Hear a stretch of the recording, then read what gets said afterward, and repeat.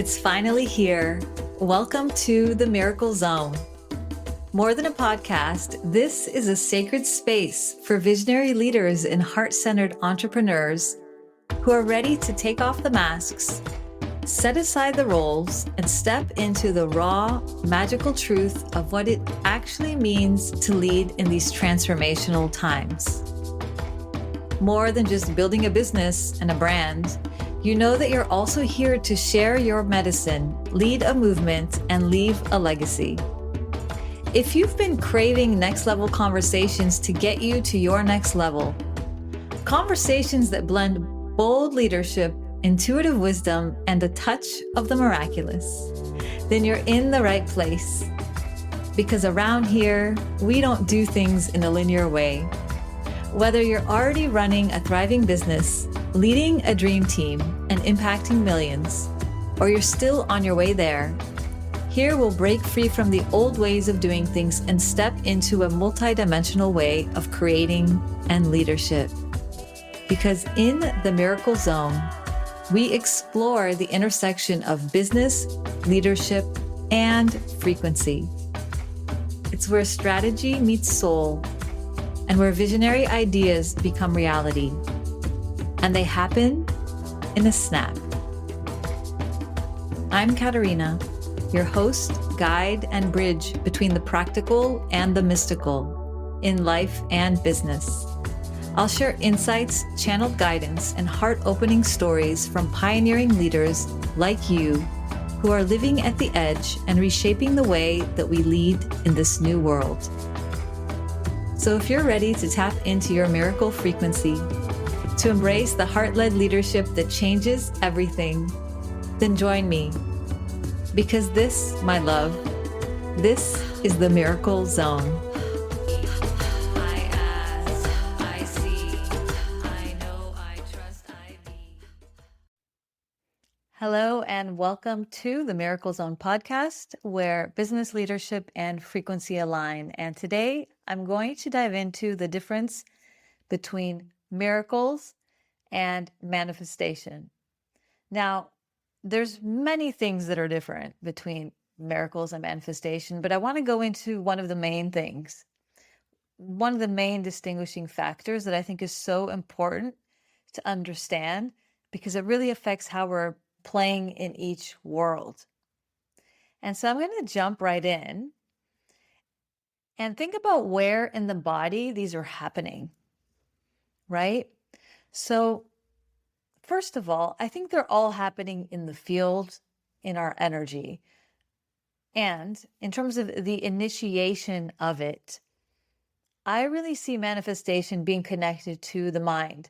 So a lot of the things that we're doing when we are working with wanting to manifest something has a lot to do with what are our beliefs, what are our intentions, what are we visualizing. Maybe we're even journaling about it to make sense of our thoughts or what we're weaving into the space. What do we really want? What do we really want to call in? So there's a lot happening up here in this almost visionary space of what is it that I want to call in, that I want to tuk pluck into the 3D, right? So that's how I see that.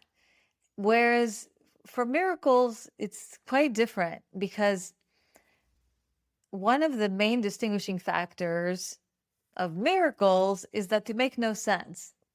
They make no sense. I always say that all the time. If somebody's, is it a manifestation or is it a miracle? And I was like, does it make sense? So I'm gonna use an example just to make that a bit clearer, right? So I want you to imagine that you are a caterpillar. And you are a caterpillar that loves personal development and personal growth and really wants to manifest their dream life. And so picture this, it's a new moon outside and you as this caterpillar are thinking, wow, it's a new moon, it's a new cycle, it's a powerful day to set my intentions and manifest some amazing things for my life, right? And so this caterpillar You, the caterpillar, you grab your journal and maybe you light a candle and maybe you have some crystals or whatever your process is. And you begin to write out your intentions for this next coming moon cycle, right? Using this fresh new energy of the moon cycle, of it being a new moon and what's coming. What do I want to call in? What do I want to experience? What do I want to feel? What's my intention? What are my goals? Right? So if you picture yourself as the caterpillar, you might be thinking, I really love when I find these really thick, juicy aloe leaves. So I'm setting the intention of abundance and I want to have more aloe leaves in my space. I want to find a whole field of these plants. And I just want to gorge and eat as much as I want. I want abundance. And then you're this beautiful caterpillar is thinking, wow, I would really love some companionship. I'm a little lonely here, munching by myself. I want to manifest my dream caterpillar partner that I can cuddle with at night, spoon, go on long walks, and we can have these feasts of aloe and other fine, yummy delicacies. And I want to have that in my life. And I want to be safe. I don't want any birds to come and eat me. So I want to manifest also protection in a beautiful place where I can live, where I'm safe and protected, right? I don't know. Think about it. If you're this caterpillar, what else would you want to manifest?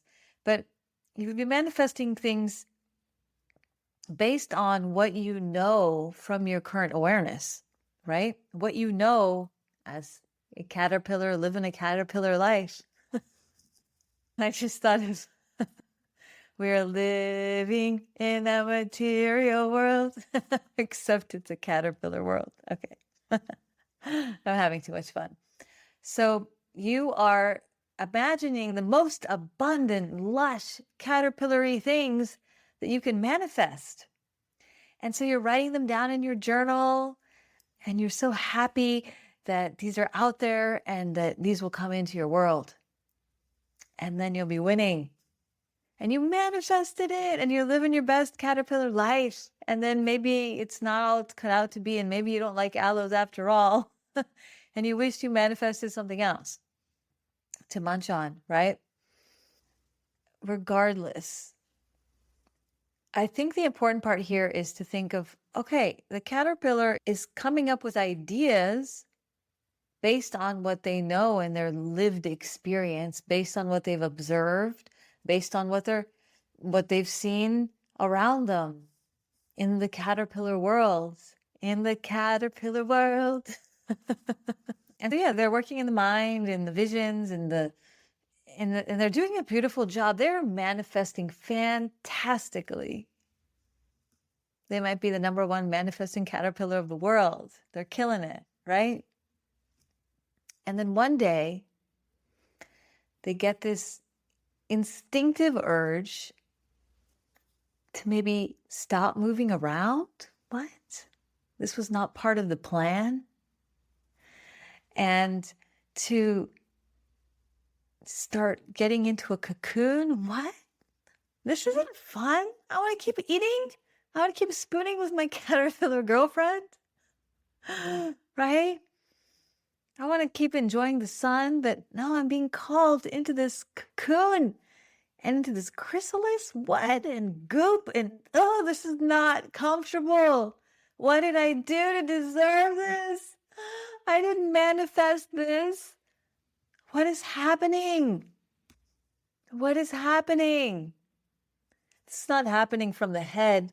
It's coming from a calling into a thing, into a path that makes no sense,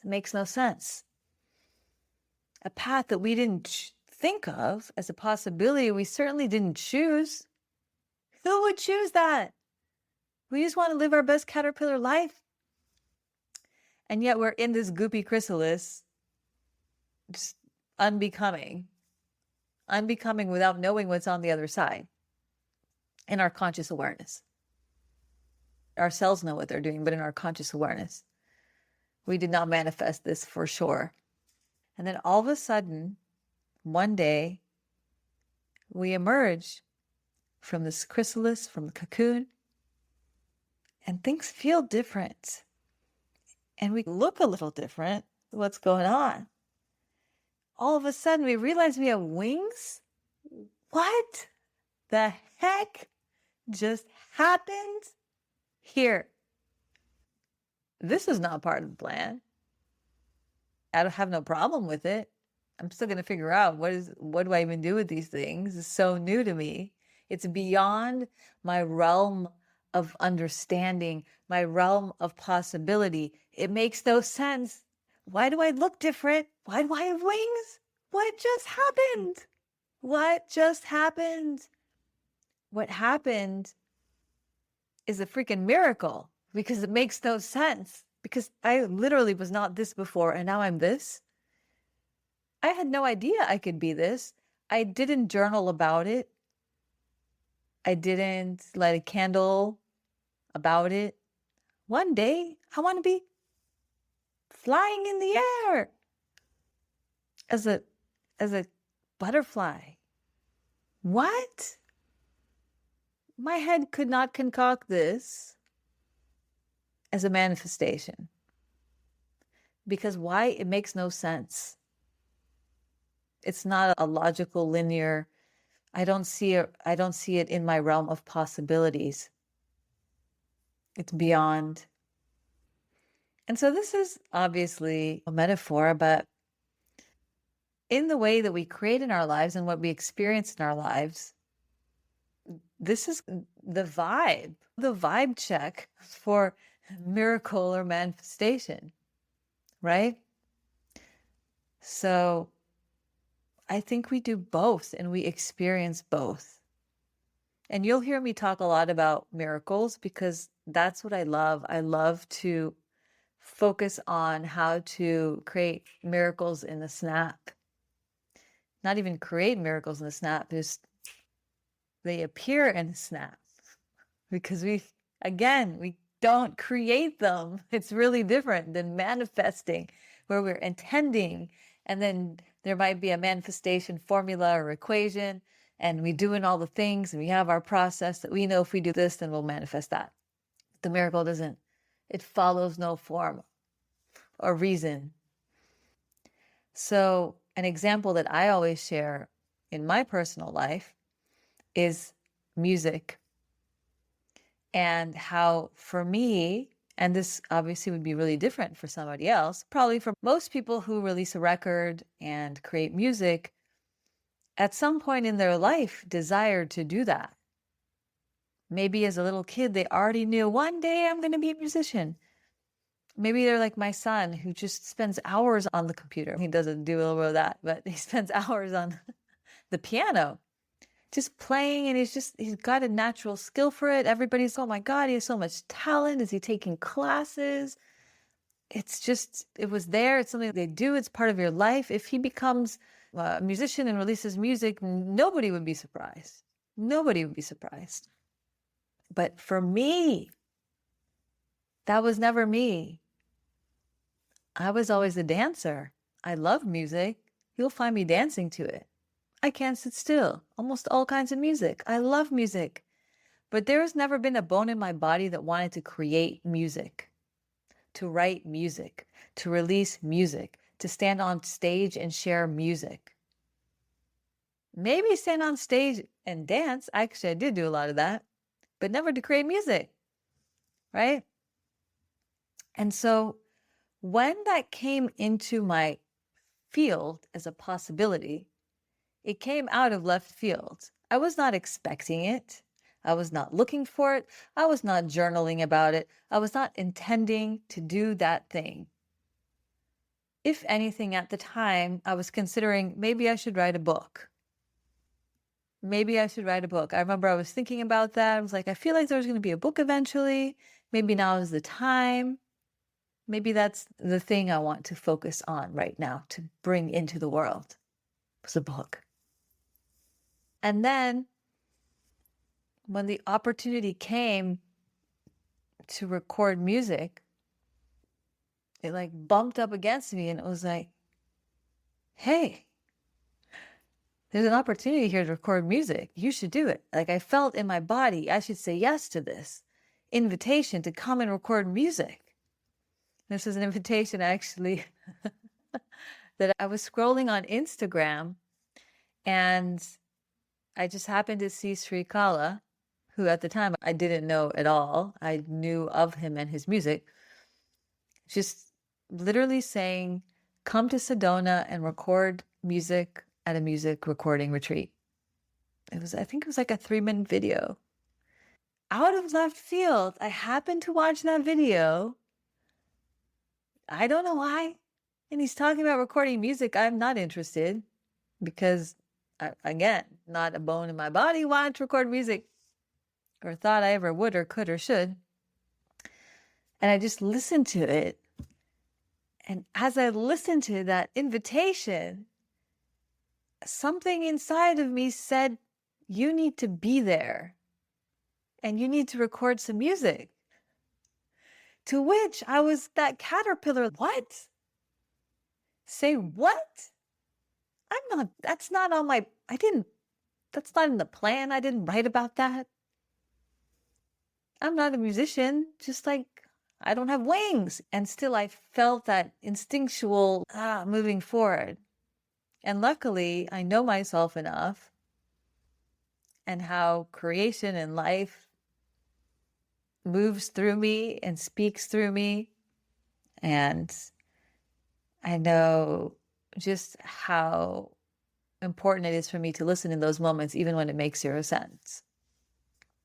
Because I know it's when that happens, when it makes no sense, that there's a possibility of a miracle there, right?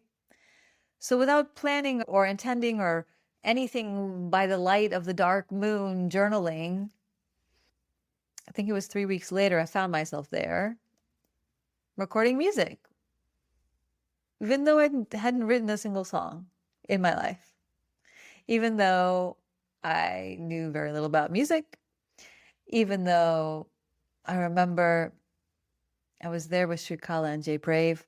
They're both producers that were supporting me and have since supported me with other music. And I remember Sri saying, this would be a really beautiful place to do like some harmonies. And I just looked at him and I'm like, great. How do I do that? I don't even know what that is. That's how not there I was supposed to be. Okay, I'm a caterpillar. All of a sudden I have these wings. You expect me to do what with these? Go where with these? I don't even know what wings are. I don't even know how to harmonize. So this is my unique situation. Obviously, there's people who manifest that and plan that and crowdfund for that and dream of it their whole lives. And they have tons of songs they've been working on to release their first album. And I have so much respect for that. But for this particular creation in my life, it was a miracle kind of situation that made 0 sense beyond my understanding and conscious awareness of what could be possible for me to do. So I wanted to make this distinction. And again, there's many other differences between miracles and manifestation, but for me, this is super central. I wanted to make this distinction because even though it seems really simple, the implications are huge. They're huge because we spend a lot of time, especially in this kind of new age spirituality space, manifesting and what life am I wanting to create and manifesting. Nothing wrong with that.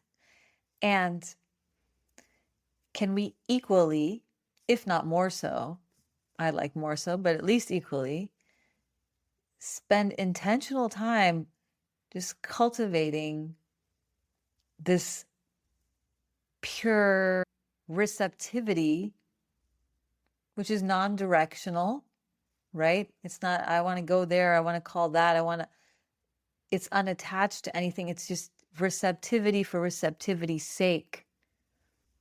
An openness to receive what is coming that I can't even imagine.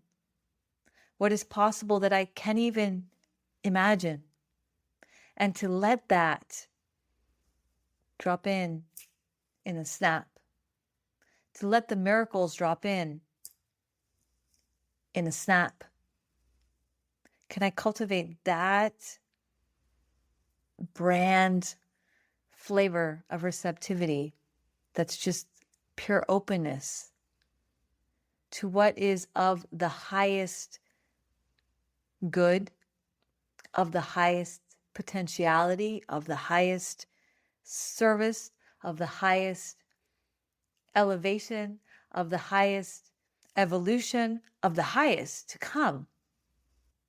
Because if I had been busy trying to manifest a book deal, I would have missed that pure receptive space, that mind-numbing scroll space that I was in actually on Instagram, where I saw that invitation and I felt there's something here, I can't put my finger on it. And nevertheless, I'm open to it, even though it makes no sense. Even though I don't know how I'm going to fly across the ocean in 3 weeks as a full-time single mother with a kid in school. Even though I'm not sure how I'm going to pay for the flights and all of that. Not because I don't have the finances available, but because it's literally in 3 weeks and there are other destinations for the funds, right? How is it going to show up? And I have a funny story for how that showed up. I'll tell another time. But there was new money that just popped in to make that possible, right? And I am such a strong stand for creating more of this space for miracles and being receptive to miracles in our lives. Because then we are open to receive the most fantastical things that we can't even imagine. It could be the most fantastical relationship. It could be the most fantastical business opportunity, right? It could be the most fantastical miracle baby, right? These are things that when I work with my clients happen all the time. The business miracles, the baby miracle, the relationship miracles. Everybody gets a miracle, right? But only if we're cultivating that receptivity and working to be in the frequency, in the miracle frequency, where we can catch those miracles, where we are resonating with that specific miracle frequency. Not that we need to be doing anything and intending and this, that, and the other, but like a tuning fork, right? That comes into the space and we will get it to go. And the miracle frequency is vibrating in the space. Love and above, 528 hertz. And we are attuned to that. That's all we need to do is inhabit that field. So I'm going to pause there and leave you in that exploration and to notice in your life how much time you're thinking and focusing and attention you're giving to manifestation and how much you are spending on attuning to the field of miracles and being in alignment with this miracle frequency without attaching to what can and will and could and should come in. Thinking that your human brain even though it has free will, knows better somehow of what's out there and available for you? As if Source, as if Goddess, as if Great Mother didn't have a grander vision for you than you have for yourself? What we can come up with in our human brain is like peanuts. It's peanuts compared to what we're capable of doing, right? I love some peanuts, don't get me wrong. But give me the whole peanut butter and jelly sandwich, right? So sit with this exploration. I'm hoping that you will fall as in love with and be as enticed into creating more of spaciousness and delight in being in the miracle zone, working with the miracle frequency, and less time efforting and intending and doing all the things to do all the things, to call in all the things, to manifest all the things. And that can be really simple too. I'm not saying it needs to be complicated, but as I mentioned before, it's just a very different way of creating. Because when we're manifesting, there's that lag between what I'm envisioning and wanting to create and it arriving, right? Sometimes it can take a while. Sometimes it can be really quick, very fast manifestation. Sometimes it can feel like instant manifestation. When it's coming from the miracle side, it is done before you know it is doing. It is done before you know it is doing, before you even realize, before even I realized that I was going to be creating music and becoming a recording artist. It was already being done before I even knew it was doing. So I wanted to let you know as well that the Miracle Frequency Immersion that I lead every year is happening at the end of May. And the doors are opening for that. And so I'm going to include that in the links. I invite you to check it out because this is exactly what we're doing. We spend a whole week attuning to the miracle frequency, really anchoring into it, really setting that as our baseline operational framework from which we function so that we are even more strongly anchored into that space. So it's not going to be a space of manifestation. It's going to be a space of calibrating our field to miracle so they can drop in like this. And this is what starts happening. It's amazing.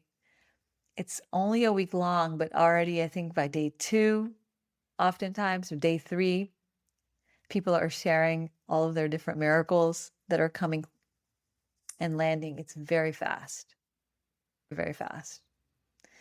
And so that's a journey that we go on to see what of the mind do we need to let go and release, what beliefs, what conditioning, what is keeping us still thinking that if this, then that, what formulas have we learned and come to expect are part of our creation way that maybe are outdated. To me, manifestation feels like really old technology. It's like really old. It's like, why are we still doing that when we can just do this? And it's an exploration of that. What do we need to release here? What energetically do we need to work with? Most of all, it's a doing of a nothing. It's a doing of a nothing. And allowing the sound, it's the primary thing that we work with. I work with sound to fine tune this instrument to the miracle frequency. You get to just lay there. You get to just lay there and let it be done. There are some journeys also that we do, of course, as part of the undoing of the subconscious programming. So we'll work with some hypnotherapy. We go into the Akashic records. So there's some doing, subconscious undoing that's happening. All right, my love, I invite you to check that out and to lean into this miracle space more and more.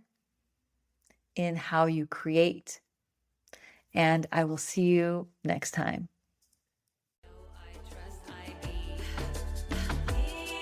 Thank you for tuning in to the Miracle Zone. Don't forget to subscribe so you never miss a transmission. And if today's episode and conversation resonated, leave a review and share it with a fellow visionary leader.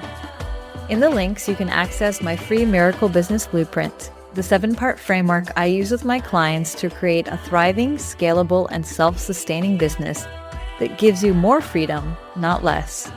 Plus, you'll receive a guided process to identify where to focus first so you can spend more time leading in your miracle zone right away. Let's build the new as a collective for the collective. Together, we're not just creating miracles, we're living them. Until next time, stay in the miracle zone.